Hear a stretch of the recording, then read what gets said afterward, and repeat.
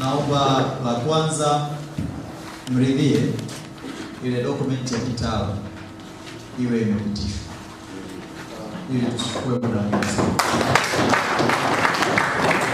Kwa hiyo wataalamu wetu mtaitengeneza na ikishamalizika huku mtatuletea kwenye kamati ya usalama kwa niaba yenu.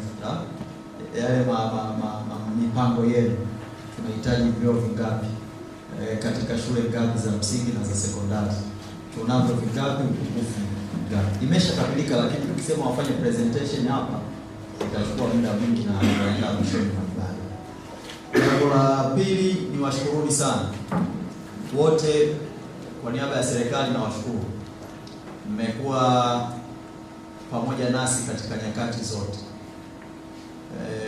Tumetoka kwenye uchaguzi, kuja viongozi wakuu hapa waliokuwa wamepewa dhamana, aliyekuwa mgombea urais ambaye ni rais wa Jamhuri ya Muungano wa Tanzania, makamu wa rais, wote katika nyakati zote mmekuwa mkiambatana nasi. Kwa hiyo tunawashukuru sana, lakini ni washukuru zaidi katika ujio wa Mheshimiwa Waziri Mkuu kwa namna mlivyojitokeza,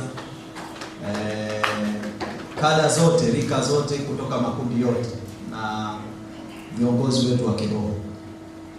Hii wilaya inakwenda mbele kwa sababu ya umoja wenu mliokuwa nao. Kwa hiyo kwenye ujio wa Mheshimiwa Waziri Mkuu mmejitokeza wengi na mmekuwepo. Amekuja kuangalia mambo ya msingi. Akiridhika na mambo ya msingi ni nyinyi.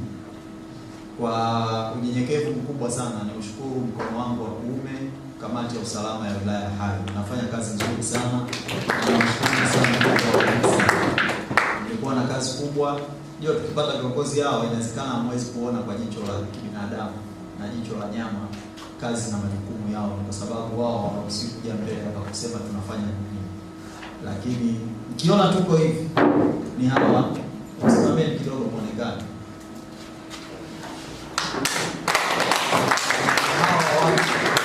Hawa kazi kubwa sana.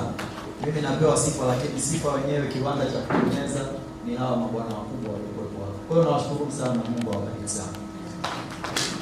Sisi kule kwetu tumekubaliana, na ukiingia ofisini kwangu kuna kibao pale kinasema asante kwa huduma, thank you for your service. Ndio tunaambiana, sisi hatuna maneno mengine ya kuambiana zaidi ya hizo.